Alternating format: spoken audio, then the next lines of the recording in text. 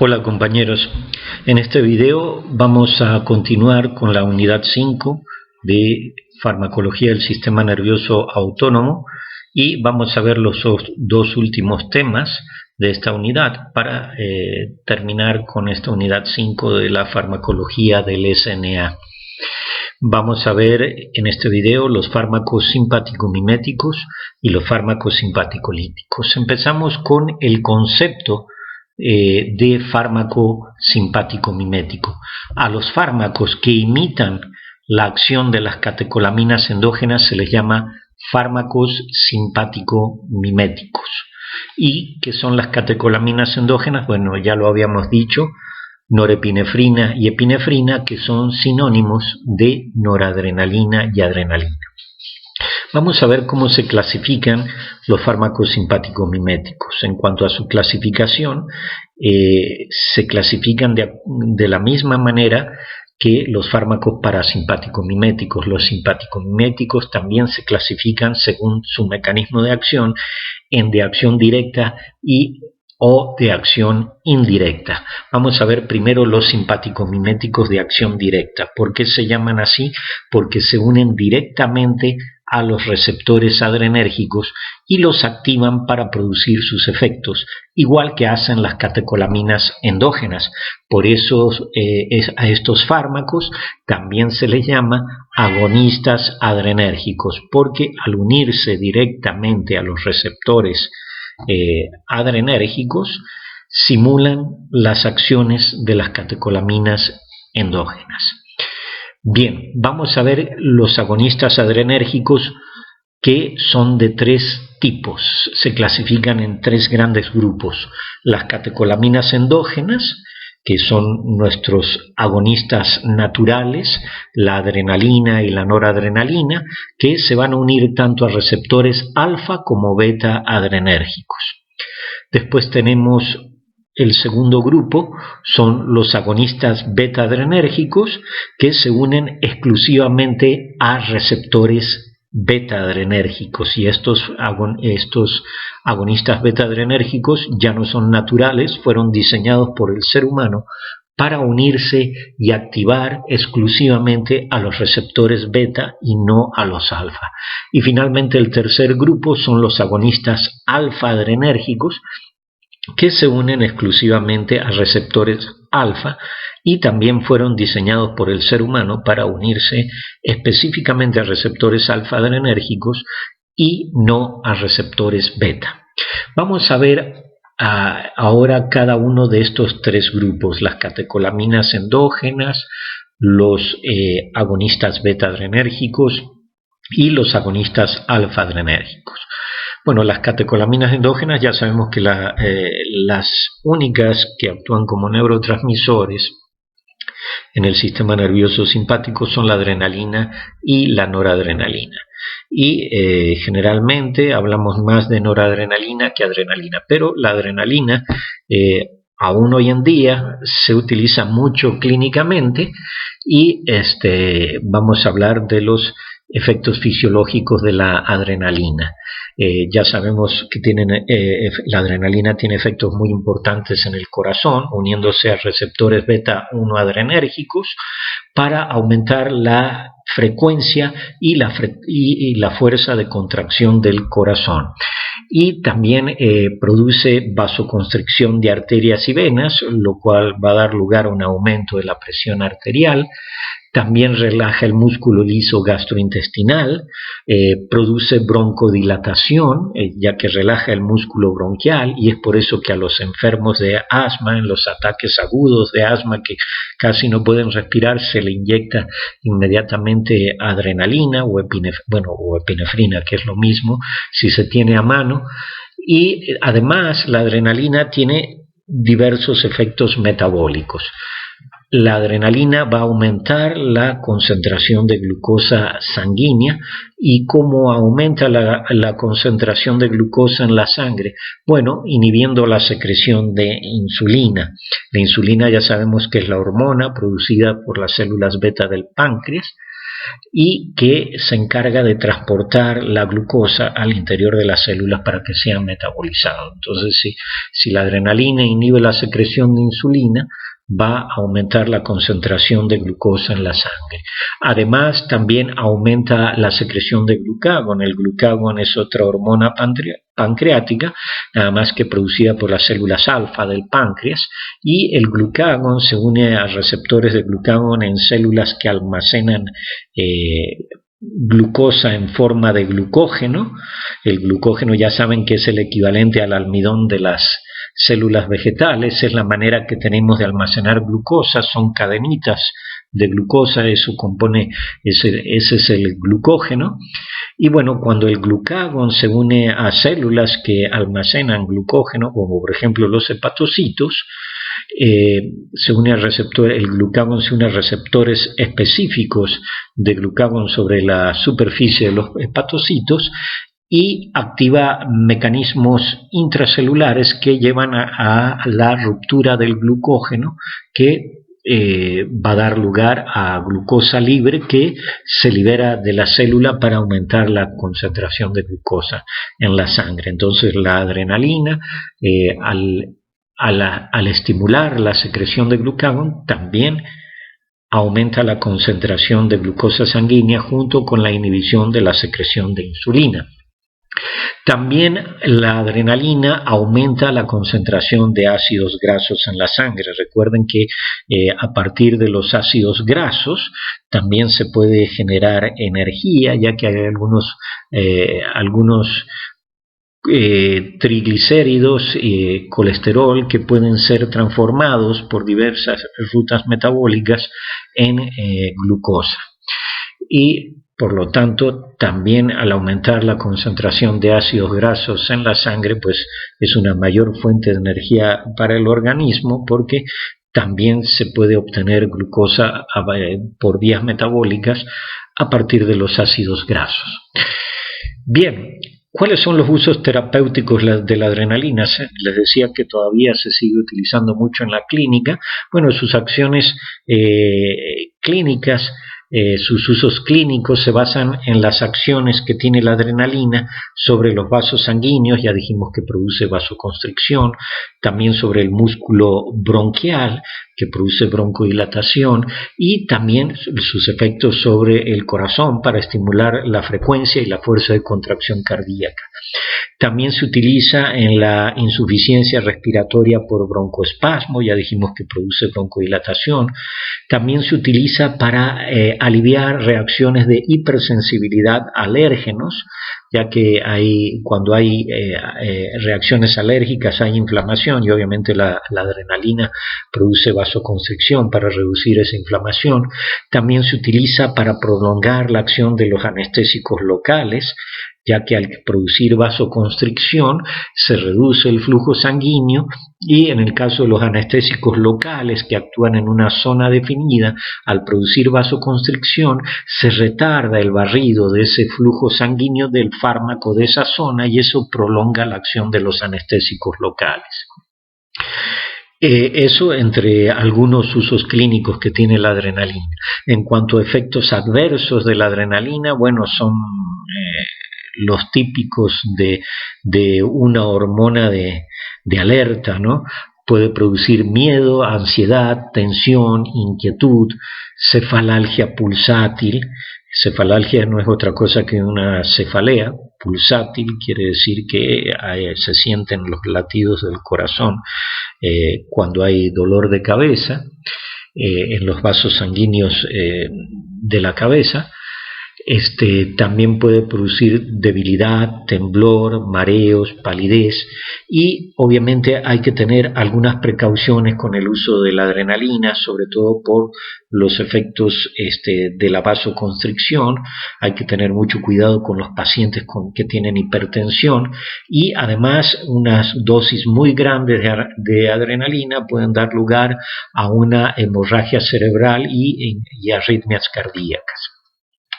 Luego tenemos la noradrenalina, que no vamos a hablar mucho porque sus acciones, sus efectos son muy parecidos a las de la adrenalina. Solo van a diferir en la eficacia para estimular a los receptores alfa y beta. En algunos casos, la noradrenalina es más potente que la adrenalina, en otros casos es menos potente que la adrenalina y en otros casos igual. Eso dependiendo del subtipo del receptor y del tejido donde se encuentren estos receptores. Los usos terapéuticos de la norepinefrina o noradrenalina son más limitados que los de la adrenalina. Se utiliza en el shock o en el choque y también para tratar la presión arterial baja, ¿verdad? Cuando hay hipotensión. Bueno, sus efectos indeseables son muy parecidos a los de la adrenalina. Vamos ahora a hablar del segundo grupo de agonistas adrenérgicos, que son los agonistas beta-adrenérgicos. Aquí les menciono entre los ejemplos el isoproterenol, que es bastante utilizado en la clínica, y este fármaco, a diferencia de la adrenalina, disminuye la resistencia vascular y por lo tanto disminuye la presión arterial, pero sí aumenta la fuerza de contracción y las frecuencias cardíacas. También relaja el músculo liso bronquial y gastrointestinal, igual que la adrenalina, aumenta la glucosa sanguínea de manera moderada y estimula la secreción de insulina, entre otros efectos. Y ahora ustedes se preguntan, ¿por qué esta diferencia de la adrenalina con el isoproterenol? La adrenalina aumenta la resistencia vascular y aumenta la presión arterial, en cambio el isoproterenol, que es un agonista beta-adrenérgico, disminuye la resistencia vascular y por lo tanto disminuye la presión arterial. La diferencia se debe simplemente a que el isoproterenol fue diseñado por los seres humanos en el laboratorio exclusivamente para unirse a receptores beta-adrenérgicos y no alfa-adrenérgicos. La adrenalina se une tanto a receptores alfa como beta-adrenérgicos y al unirse la adrenalina a receptores alfa produce vasoconstricción y aumenta la presión arterial. El isoproterenol no se une a receptores alfa, se une nada más a receptores beta y por eso, al igual que la adrenalina, al unirse a receptores beta-1 adrenérgicos del corazón, ambas aumentan la fuerza de contracción y la frecuencia cardíaca, pero el isoproterenol no aumenta la presión arterial porque no se une a receptores alfa 1 específicamente como la adrenalina. Bien, vamos a ver los usos terapéuticos del isoproterenol. Se utiliza en casos de urgencia para aumentar la frecuencia cardíaca en pacientes que tienen bradicardia o bien un bloqueo cardíaco. Y en cuanto a los efectos adversos, bueno, tienen algunos efectos adversos parecidos a los de la adrenalina. Produce palpitaciones, taquicardia, cefalalgia, isquemia cardíaca y arritmias.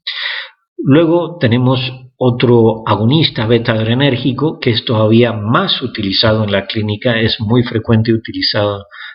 frecuentemente utilizado en la clínica, que es la dobutamina.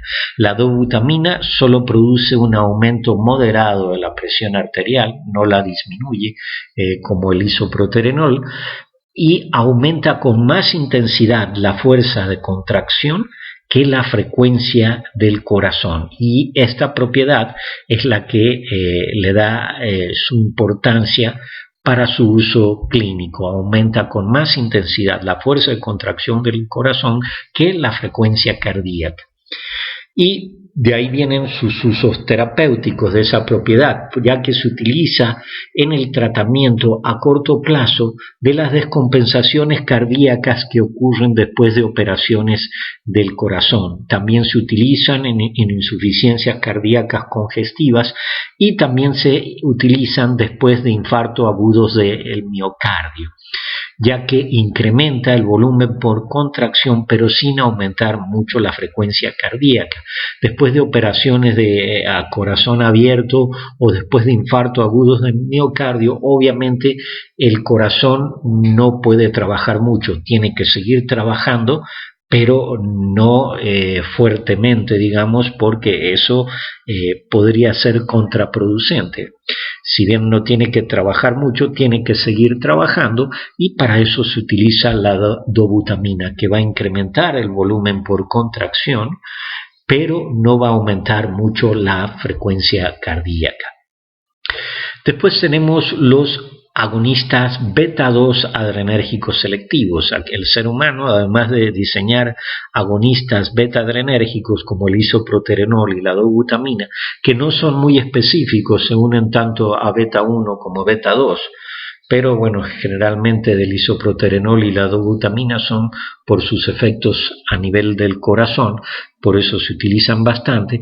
Además, los seres humanos diseñaron agonistas beta-2 adrenérgicos selectivos para que se unan específicamente a receptores beta-2 adrenérgicos y se utilizan principalmente en el tratamiento del asma, como por ejemplo el metaproterenol, la terbutalina, el albuterol, que es el nombre químico del salbutamol, muy conocido, que se utiliza en sprays para las personas que tienen asma o tienen ciertos problemas de broncoconstricción. Atomizan, se vaporizan estos sprays en la garganta para producir broncodilatación, y también está, además del salbutamol o albuterol, el formoterol. ¿Cuáles son los efectos adversos de los agonistas beta-2 adrenérgicos selectivos? Bueno, hay que tener precauciones en los pacientes que tienen cardiopatías. Además puede producir temblor del músculo estriado, sensaciones de ansiedad, de inquietud, de aprensión, incluso taquicardia pueden producir, entre otros efectos adversos. Vamos ahora con el tercer grupo de agonistas adrenérgicos. Ya vimos las catecolaminas endógenas, que son nuestros agonistas naturales, los agonistas beta-adrenérgicos diseñados por el ser humano para unirse exclusivamente a receptores beta o beta-2, y después tenemos los agonistas alfa-adrenérgicos, donde el ser humano diseñó tanto agonistas para receptores alfa-1 adrenérgicos como para receptores alfa-2 adrenérgicos. Comenzamos con los agonistas alfa-1 adrenérgicos.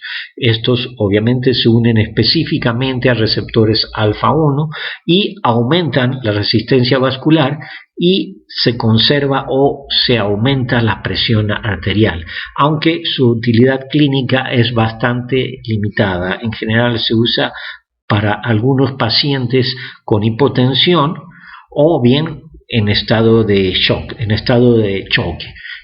Aquí como ejemplo tenemos la metoxamina, la mefentermina, la oximetazolina, que lo vimos como ejemplo de las gotas nasales Afrin, es el principio activo de las gotas nasales Afrin. También está la fenilefrina, que también es un descongestivo nasal, pero en general no tiene muchos usos clínicos aparte para tratar a algunos pacientes con hipotensión o con choque, o bien en gotitas nasales para aliviar las molestias del resfriado. Bien, después tenemos los agonistas alfa-2 adrenérgicos selectivos, que fueron diseñados para unirse específicamente a receptores alfa-2 adrenérgicos, y se usan principalmente para tratar la hipertensión, ya que producen hipotensión, sedación y bradicardia, aunque veremos más adelante que hay otros antihipertensivos más eficaces que los agonistas alfa-2 adrenérgicos. Por eso su uso para tratar la hipertensión no es muy común y es bastante limitado.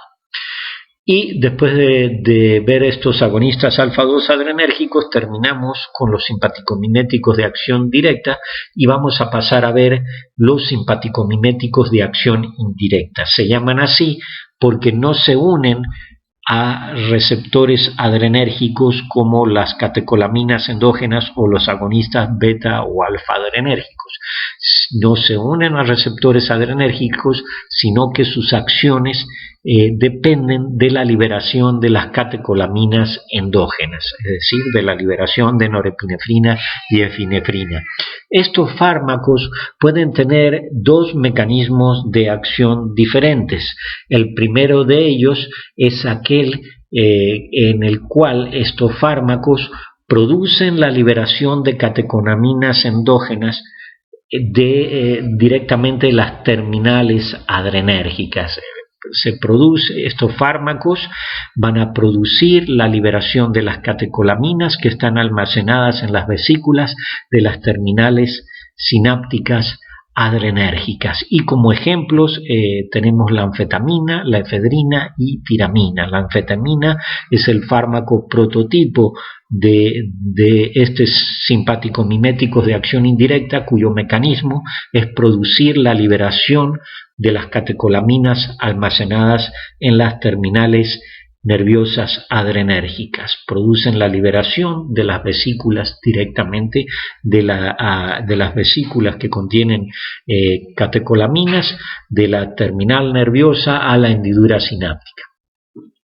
Y el segundo mecanismo de acción que tienen estos simpático-miméticos de acción directa es el de aquellos fármacos que inhiben la recaptación de las catecolaminas que ya han sido liberadas de la terminal nerviosa adrenérgica a la hendidura sináptica. Y como ejemplos tenemos la cocaína y los antidepresivos tricíclicos como la imipramina, la clomipramina, la moxapina, la doxepina. También está en este grupo la amitriptilina, es otro antidepresivo tricíclico. Y el fármaco prototipo de este segundo tipo de mecanismos de los simpático-miméticos de acción indirecta es la cocaína. La cocaína es el prototipo de fármaco de acción indirecta que inhibe la recaptación de adrenalina y noradrenalina desde la hendidura sináptica hacia el interior de la terminal sináptica. Así que recuerden en el segundo parcial, si yo les pongo fármaco que produce la liberación de catecolaminas almacenadas en la terminal nerviosa adrenérgica y le pongo varios medicamentos, nombres de fármacos que se utilizan en la clínica y le pongo anfetamina, aunque no se utilice prácticamente en la clínica la anfetamina, es un fármaco. Recuerden que no importa que sea una droga o que se utilice como droga, sino que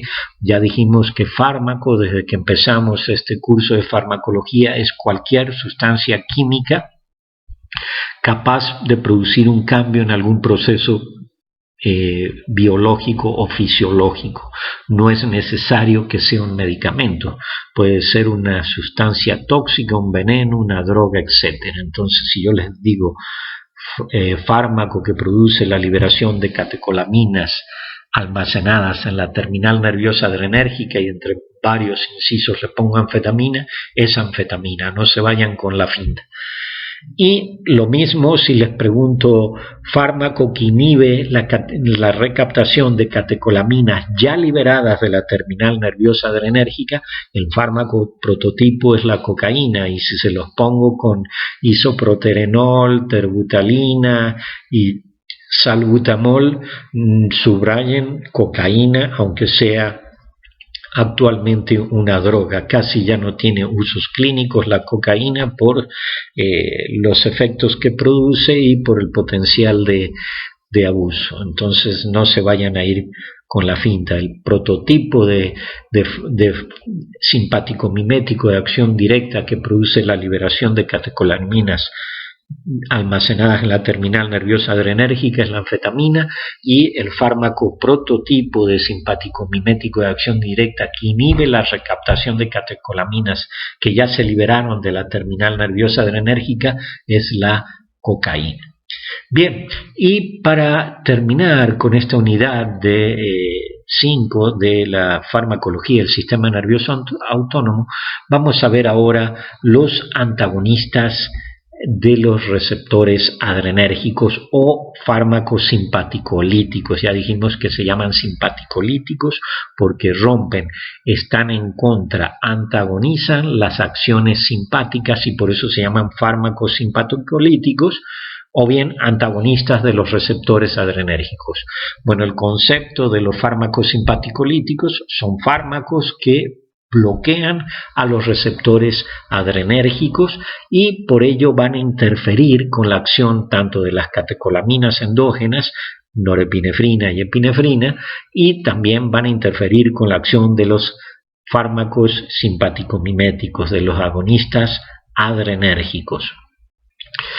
¿Cómo se clasifican los fármacos simpaticolíticos? Bueno, si hay dos tipos de receptores adrenérgicos más importantes, que son los alfa y los beta, pues entonces los antagonistas de los receptores adrenérgicos se clasifican en bloqueadores de receptores alfa adrenérgicos y bloqueadores de receptores beta adrenérgicos.